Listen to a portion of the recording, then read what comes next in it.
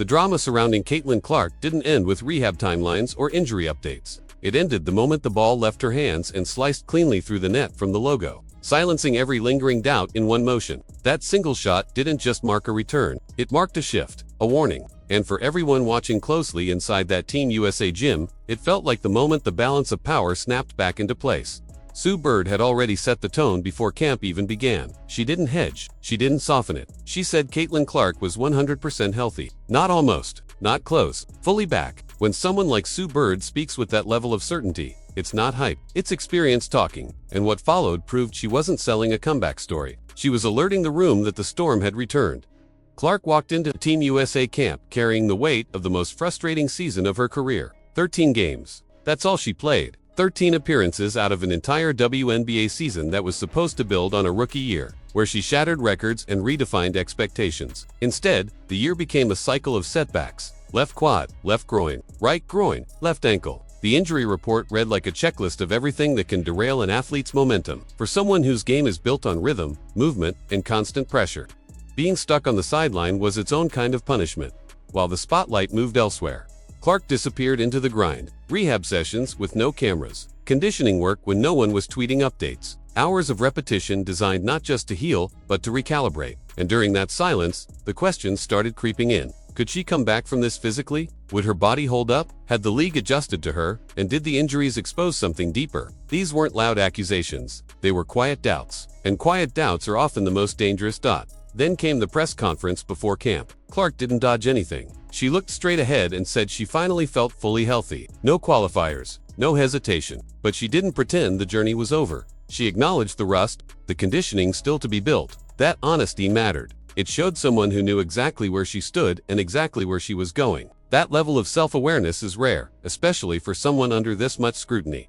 When asked about nerves, about whether doubt ever creeps in after everything she'd been through, her answer revealed everything about her mindset. She didn't talk about the first big shot or the cameras or the noise. She talked about warm-ups, about the moment the ball touched her hands. That was when everything felt normal again. Muscle memory took over. The work she'd put in behind the scenes surfaced instantly. That wasn't confidence borrowed from past success. That was confidence built in isolation. She spoke openly about how the injuries changed her, how isolating it was, how it forced her to understand what her teammates go through when they're hurt, how it taught her how to support instead of lead from the floor. But the most revealing part was her admission that she would have taken 10 bad games in a row just to be out there competing again. That isn't someone afraid of failure. That's someone addicted to the fight. When scrimmages started, the gym felt tight. Coaches watched every movement. Teammates studied her pace. Everyone was looking for signs. Was she tentative? Was there hesitation? Early on, she played within herself, made the simple read, defended, let the game come to her. And for a brief moment, you could feel uncertainty hovering. Maybe this would take time. Maybe the comeback would be gradual. Then it happened. Clark caught the ball near half court. 2 dribbles. No rush. No second thought. She rose from the logo, the same distance that defined her rise, the same shot that made arenas hold their breath. The release was pure. The rotation, unmistakable. The net barely moved. The reaction was immediate. Benches emptied. Coaches clapped. The entire energy of the gym shifted in an instant. That sound, the clean snap of the net, carried more meaning than any stat line ever could. In one shot, months of doubt evaporated. Not because it went in, but because of how it went in. Confident, effortless, unafraid. Sue Bird watched from the sideline with the look of someone who already knew. No surprise, just confirmation. Legends recognize when something real is unfolding, and what she saw was a player who never lost anything. She just waited for the right moment to remind everyone. Clark didn't slow down after that. She found shooters in stride, anticipated passing lanes, pushed the tempo. The rush she mentioned earlier was gone. Her presence lifted everyone around her. Practices got sharper. The pace increased. She wasn't just back, she was setting the tone. Behind the scenes, the coaching staff took notice. Sue Bird and Cheryl Reeves spent time after practice locked in conversation, smiles visible, energy unmistakable. They weren't just reacting to one shot, they were evaluating leadership, engagement, how someone carries themselves after adversity. Clark had been present even when injured, traveling, supporting, staying connected. That matters at this level.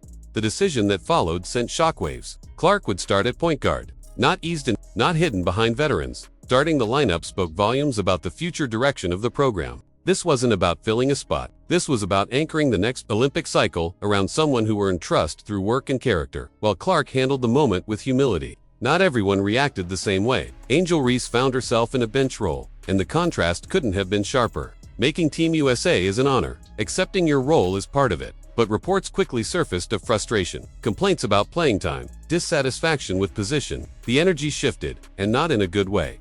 The difference between the two approaches became impossible to ignore. Clark focused outward, making teammates better, embracing responsibility. Reese appeared focused inward, measuring status instead of contribution. Coaches noticed. Teammates noticed. The standard for representing your country doesn't bend for ego. It demands maturity and selflessness, especially on an international stage.